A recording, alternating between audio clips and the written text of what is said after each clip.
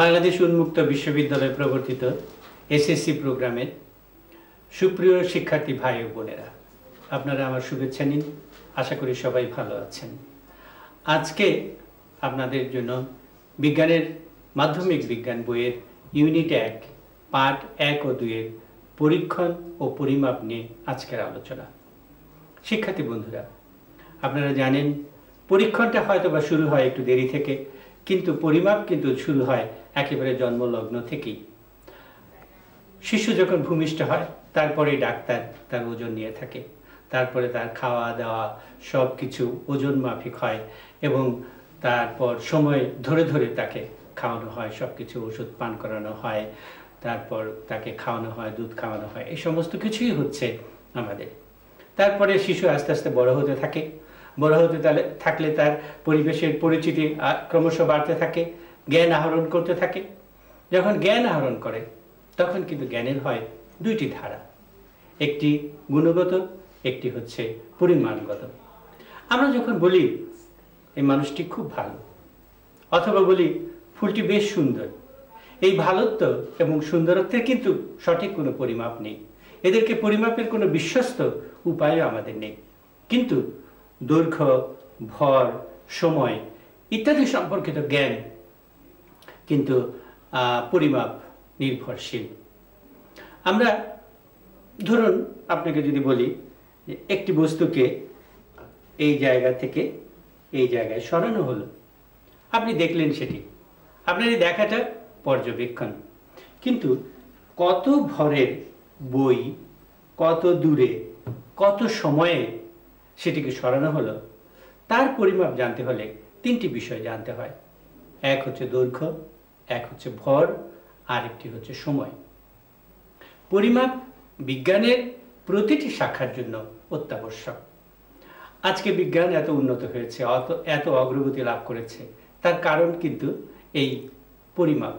যে বিজ্ঞানে পরিমাপ যত সূক্ষ্ম এবং যত সঠিক, সেটি তত বেশি উন্নত। পরিমাপের জন্য আমাদের কিন্তু কিছু যন্ত্রপাতির প্রয়োজন। যেমন ধরুন আমি যদি এই ঘরটির কথা বলি, ঘরটি বেশ লম্বা, অথবা যদি বলি এই বইটির ভর খুব বেশি, অথবা বলি যদি আজকে বেশ শীত পড়েছে, এই সমস্ত কথাগুলো দিয়ে কিন্তু আমরা কোনো একটা বিষয় সম্পর্কে পুরোপুরি জানতে পারি না। আমরা জানতে পারি ভাষা মোটামুটি তাদের সম্পর্কে জানা যেতে পারে, কিন্তু যদি সঠিক জানতে হয় আমাদেরকে, তাহলে তার পরিমাপ জানতে হবে আমাদেরকে। কোনো একটা বিষয়ের সঠিক মাপই হচ্ছে পরিমাপ। আমরা অনেক সময় অবশ্য আন্দাজে অনেক কাজ করে থাকি। যেমন ধরুন না কেন রান্নাবান্নার কথাই, রান্না করতে লেগেছেন কেউ, হয়তো তখন কি করতে হবে, চুলায় রান্নার উপকরণ দিয়েছেন আপনি, সব কিছু দিলেন ঠিকঠাক মতো, তারপরে লবণ দিতে হবে। এই লবণটা আমরা কিভাবে দিই? অনুমানের উপরেই দিয়ে থাকি সাধারণত। আর এই অনুমানের উপরে দেওয়ার ফলে কখনো কখনো হয়তো বা ঠিক হয়, আবার কখনো কখনো বেশি হয়ে যায়, বা কখনো কখনো কম হয়ে যায়। বুঝতেই পাচ্ছেন লবণ বেশি হলে বা কম হলে কেমন হবে খাবারের জিনিসটা। সুতরাং আমাদের অনেক সময় আন্দাজ বা অনুমান করলে ঠকতে হয়, অসুবিধার সম্মুখীন হতে হয়। তাহলে কি করতে হবে? পরিমাপ করে দিতে হবে। কোনো কিছু পরিমাপের জন্য পরিমাপ যন্ত্রের প্রয়োজন। যেমন ধরুন না কেন এই ঘরটির দৈর্ঘ্য মাপতে হবে, দৈর্ঘ্য মাপার জন্য একটি মাপকাঠি অথবা একটি স্কেলের প্রয়োজন হয়। যেমন আমার কাছে একটি স্কেল, এই স্কেল দিয়ে আমরা এই ঘরের দৈর্ঘ্যটি মাপতে পারি। অথবা ধরুন এই বইটির কথা, এই বইটির ভর বেশ ভারী এটি, তাহলে এর ভর নির্ণয় করতে হবে। এর ভর নির্ণয় করার জন্য আমাদের প্রয়োজন একটি দাঁড়িপাল্লা বা নিক্তি। যেমন এই ছবিতে দেখতে পাচ্ছেন আপনারা একটি দাঁড়িপাল্লা, এক পাশে তার ওজন থাকে, অন্য পাশে থাকবে এই বইটি। সুতরাং ভর মাপার জন্য আমাদের দাঁড়িপাল্লার প্রয়োজন হয়। আবার আমি বলেছিলাম আজকে বেশ ঠান্ডা পড়েছে, এই ঠান্ডা বা শীত এর শুধু অনুভূতির ব্যাপার, কিন্তু তারও তো পরিমাপ করতে হবে। সেই ঠান্ডা বা তাপমাত্রা পরিমাপের জন্য আমাদের প্রয়োজন এমনি একটি থার্মোমিটার। ডাক্তারি থার্মোমিটার হলে পরে আমরা সাধারণত বগলে অথবা জিহ্বার নিচে দিয়ে আমরা তাপমাত্রা পরিমাপ করে থাকি। এই যে কথাগুলো আমরা বললাম, একটি স্কেল, একটি মাপকাঠি, একটি দাঁড়িপাল্লা, একটি থার্মোমিটার, এইসবগুলো কি? এগুলোই পরিমাপের উপকরণ বা হাতিয়ার, পরিমাপ যন্ত্র আমরা এদেরকে বলতে পারি, আমরা এদেরকে উপকরণ বলতে পারি। এই ধরনের আরো অনেক পরিমাপের উপকরণ রয়ে গেছে। যেমন আমার হাতের কাছে আছে একটি মাপচোং, যাকে ইংরেজিতে বলা হয় সিলিন্ডার বলা হয়ে থাকে। এটি, এর সাহায্যে আমরা কোনো জিনিসের আয়তন বের করতে পারি, তরল পদার্থের আয়তন মাপতে পারি এটা দিয়ে আমরা। তারপরে আছে একটি বিকার, একটি বিকার, এর সাহায্যে আমরা একটি কোনো তরল পদার্থকে পরিমাপ করতে পারি বা কোনো জিনিসের আয়তন নির্ণয় করতে পারি। এগুলো পরিমাপের যন্ত্র বা আমাদের পরিমাপের উপকরণ। এখানে আরেকটি আছে ওজন বের করার যন্ত্র, যার নাম স্প্রিং নীতি বলা হয়ে থাকে। এই ধরনের অনেক অনেক উপকরণ, অনেক অনেক হাতিয়ার আছে যার সাহায্যে আমরা পরিমাপ নির্ণয় করতে পারি। এবার আমরা পরিমাপের একক সম্পর্কে বলি। বিজ্ঞানের ভাষায় দৈর্ঘ্য, ভর, আয়তন এদেরকে এক একটি রাশি বলা হয়ে থাকে। কোনো একটি রাশি পরিমাপের জন্য সেই রাশির কোনো একটি নির্দিষ্ট অংশ বা খণ্ডকে আদর্শ হিসেবে ধরে সেই রাশিটিকে পরিমাপ করা হয়। পরিমাপের এই আদর্শ অংশ বা খণ্ডটিকে সেই রাশির একক বলা হয়ে থাকে। এই সংজ্ঞাটিকে আমরা একটু সংক্ষেপে এভাবেও বলতে পারি, যে অংশ বিশেষের সঙ্গে তুলনা করে মাপ নির্ধারিত হয় তাকেই মাপের একক বলা যেতে পারে। অনেকেই ঘর মাপার জন্য একটি কাঠি 1 হাত লম্বা করে কেটে নিয়ে, ভেঙে নিয়ে তা দিয়ে ঘর মাপেন এবং তখন বলেন ঘরটির দৈর্ঘ্য 10 হাত অথবা 12 হাত এরকম হতে পারে। তাহলে দৈর্ঘ্যের একক এখানে হচ্ছে হাত।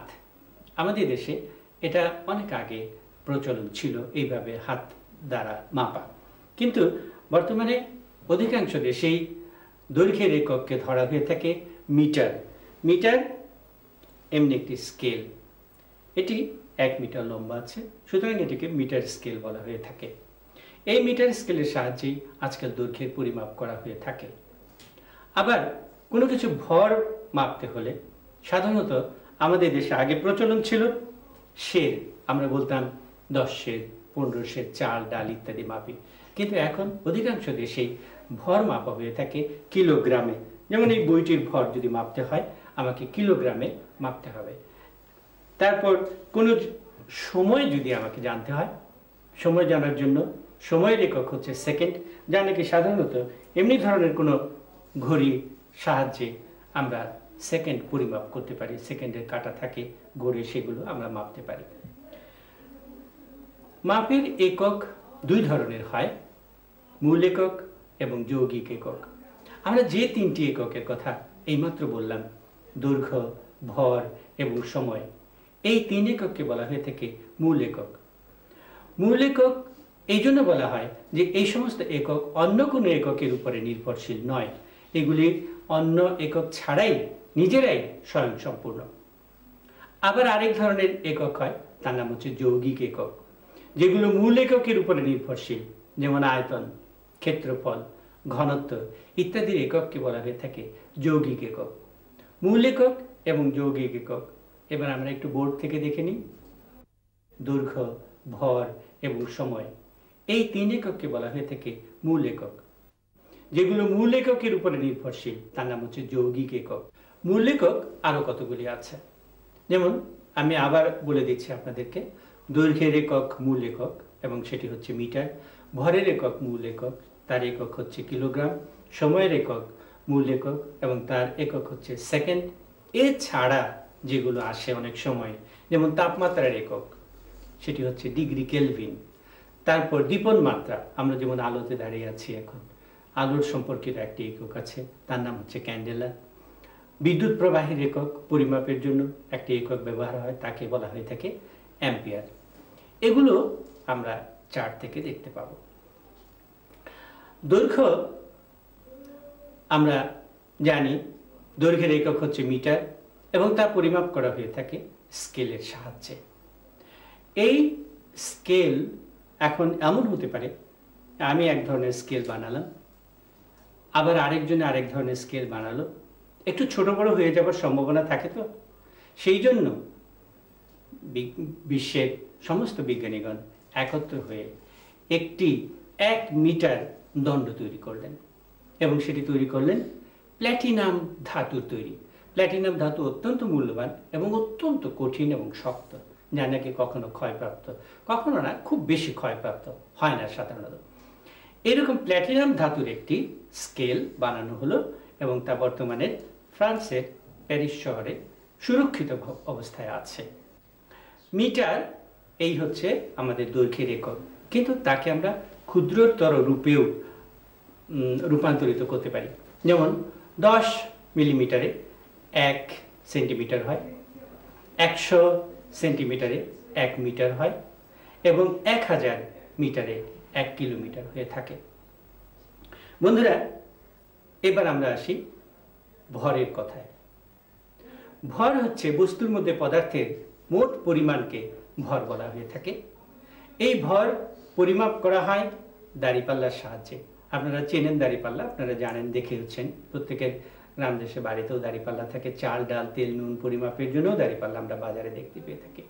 সেই দাঁড়িপাল্লার সাহায্যে ভর মাপা হয়ে থাকে এবং এই ভর হচ্ছে বস্তুর মধ্যে পদার্থের মোট পরিমাণকে আমরা ভর বলে থাকি। ভর মাপের একক হচ্ছে কিলোগ্রাম। এটিও একটি আন্তর্জাতিক পদ্ধতি। এখন অধিকাংশ দেশে এই পদ্ধতি চালু আছে। 1 কিলোগ্রামকে ভরের একক ধরা হয়ে থাকে। ওই যে স্কেলের মতো, এটাও সেভার্সে প্ল্যাটিনাম ইরিডিয়াম ধাতুর এক খণ্ড আদর্শ হিসাবে রেখে দেওয়া আছে সুরক্ষিত অবস্থায়। একটি কাচের গোলক, তার ভিতর আরেকটি কাচের গোলক, তার ভিতরে এটিকে সুরক্ষিত অবস্থায় একটি আদর্শ কিলোগ্রামকে রেখে দেওয়া হয়েছে। তার সঙ্গে অন্যান্য দেশের, পৃথিবীর বিভিন্ন দেশের কিলোগ্রাম ভরগুলোকে তুলনা করে তৈরি করা হয়েছে। কিলোগ্রামের ছোট এককও আছে আমাদের মিটারের মতো, যেমন মিলিগ্রাম।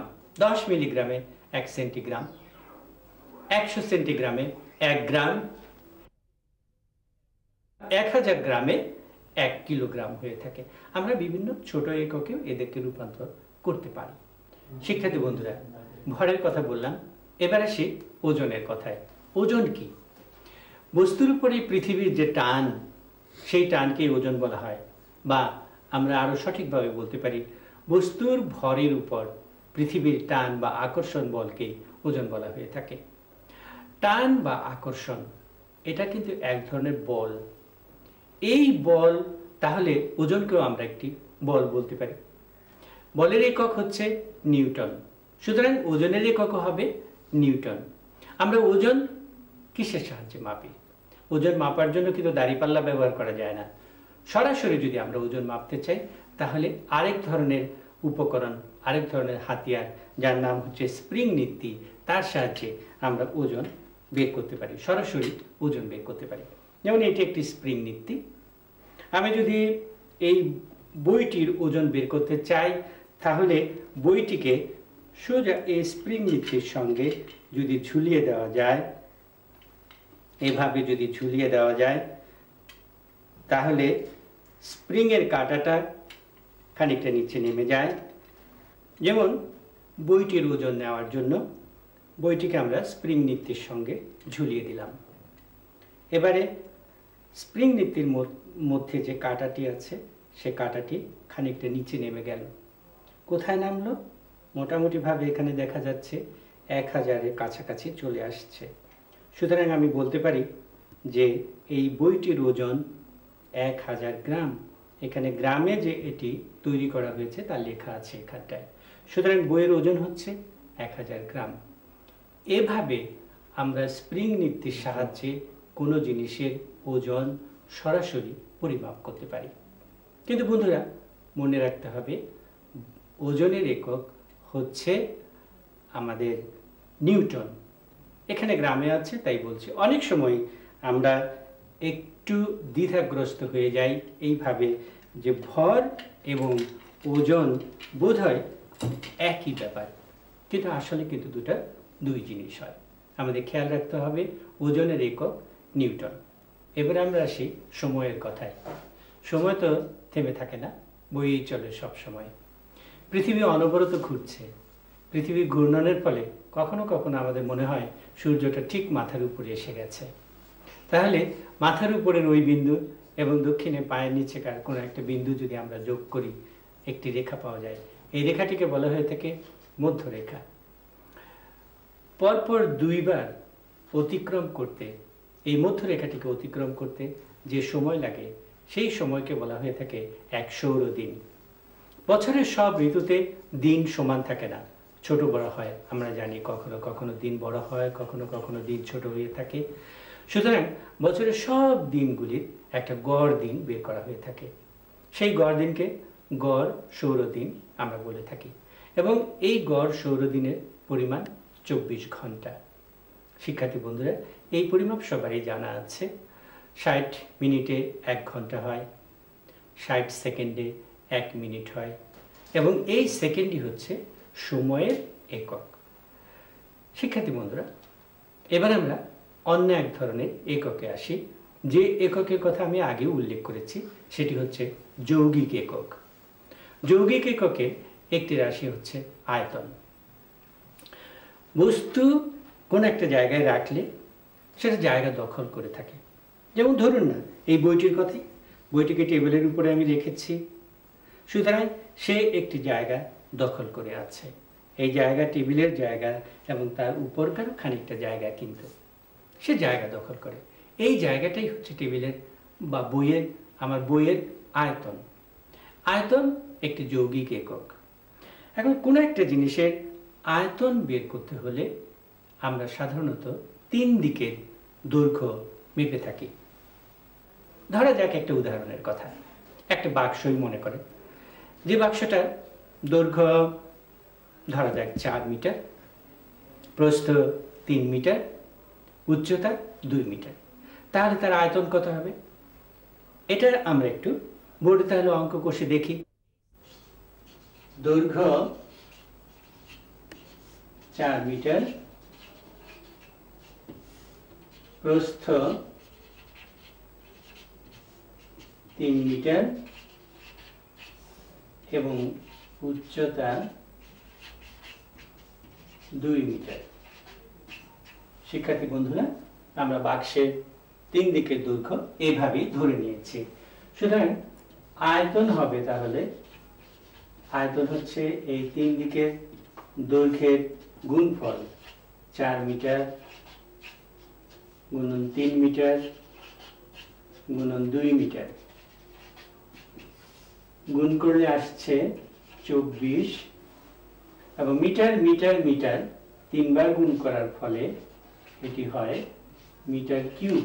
আমরা বলে থাকি মিটার ঘন, বা আমরা বাংলায় বলে থাকি 24 ঘন মিটার। সুতরাং বাক্সটির আয়তন হচ্ছে 24 ঘন মিটার। আয়তনের একক ঘন মিটার আমরা এখান থেকে বুঝতে পারছি। তেমনি আমরা ক্ষেত্রফল বের করতে পারি। শিক্ষার্থী বন্ধুরা, ক্ষেত্রফল আপনারা জানেন শুধু দৈর্ঘ্য আর প্রস্থ গুণ করলেই হয়, কারণ ক্ষেত্রফল দ্বিমাত্রিক, আয়তন ত্রিমাত্রিক। আমরা এই দৈর্ঘ্য, প্রস্থ, উচ্চতাকে কখনো কখনো মাত্রা বলে থাকি। সুতরাং আয়তন হচ্ছে ত্রিমাত্রিক বলে এটার একক আসলো ঘন মিটার। শিক্ষার্থী বন্ধুরা, আপনারা আগেও শুনেছেন, ভালো করে জেনেছেন যে ভরের একক হচ্ছে কিলোগ্রাম, যা আমরা একটি দাঁড়িপাল্লার সাহায্যে মাপতে পারি, পরিমাপ করতে পারি। আয়তন আমরা মাপলাম এইরকম ধরনের স্কেলের সাহায্যে, কিন্তু স্কেল দিয়ে যে জিনিসটা মাপলাম সেটি কিন্তু একটি নির্দিষ্ট জ্যামিতিক আকার আছে। বন্ধুরা, সেটি হয়তো বা এইরকম ধরনের, যার দৈর্ঘ্য প্রস্থ নির্দিষ্ট আছে। এরকম ভাবে আমরা একটি যে বাক্স আঁকতে পারি, তারই আয়তন, যা নাকি স্কেল দিয়ে পরিমাপ করা যেতে পারে। কিন্তু যদি এমন হয় যে বস্তুটির দৈর্ঘ্য প্রস্থ ঠিক নেই, অসম, জ্যামিতিক আকারের নয়, তার আয়তন আমরা কিভাবে বের করব? ধরুন না, টেবিলে আছে একটি ইটের টুকরা, এই ইটের টুকরার দৈর্ঘ্য প্রস্থ তেমন ঠিক নেই, এটি স্কেল দিয়ে আমি মাপতে পারবো না, সঠিক হবে না, তেমন ঠিক হবে না। তাহলে এর আয়তন আমরা কিভাবে বের করব? হ্যাঁ, এর আয়তন বের করবার একটি উপায় আছে।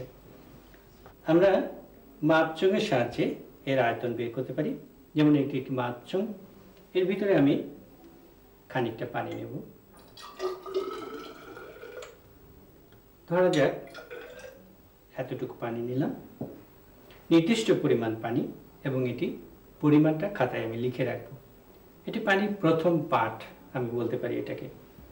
এরপর সেই ইটের টুকরাটিকে একটি সুতা দ্বারা বেঁধে নিতে হবে এরকমভাবে, যাতে আমি মাপচঙের ভিতরে এটি ঝুলিয়ে দিতে পারি, ডুবাতেও পারি আমি।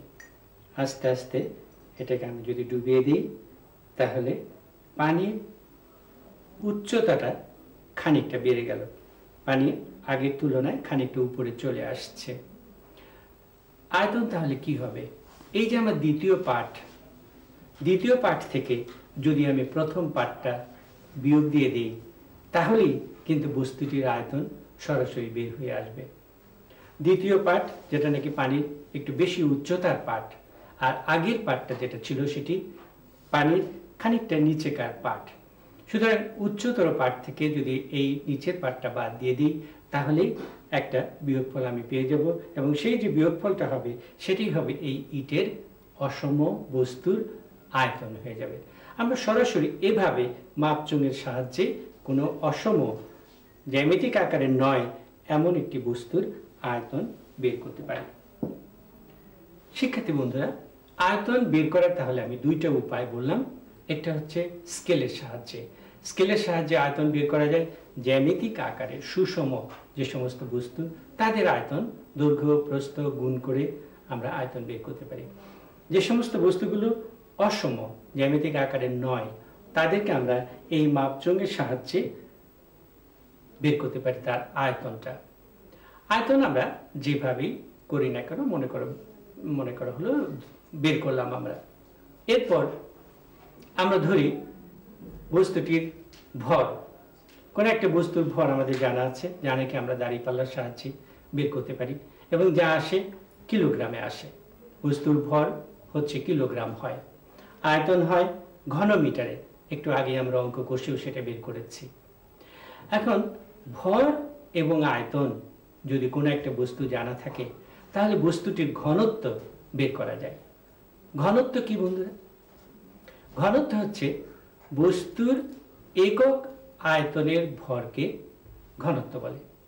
বস্তুর একক আয়তনের ভরকে ঘনত্ব বলে। শিক্ষার্থী বন্ধুরা, আমরা আজকে বিভিন্ন ধরনের এককের কথা বললাম। মূল একক, যৌগিক একক, দৈর্ঘ্য, ভর, সময়ের এককের কথা বললাম, এবং কিভাবে আয়তন বের করতে হয়, কিভাবে ঘনত্ব বের করতে হয়, এবং তাদের বিভিন্ন এককগুলির কথা বললাম। আপনারা যদি একটু আপনাদের বইটা একটু মনোযোগ দিয়ে পড়েন, আশা করি আমার বুঝতে কোনো অসুবিধা হবে না। আজকে আমরা অনুষ্ঠান এখানেই শেষ করছি। যদি আপনাদের কোনো কিছু জানার থাকে, জিজ্ঞাসা থাকে, আপনারা আমাদের সঙ্গে যোগাযোগ করতে পারেন। যোগাযোগের ঠিকানা ওপেন স্কুল, বাংলাদেশ উন্মুক্ত বিশ্ববিদ্যালয়, বোর্ড বাজার, গাজীপুর, এই ঠিকানায় যোগাযোগ করতে পারেন। শিক্ষার্থী বন্ধুরা, তাহলে আজকে আমরা এখানেই শেষ করি। আপনাদের জন্য রইল অনেক অনেক প্রীতি আর শুভেচ্ছা।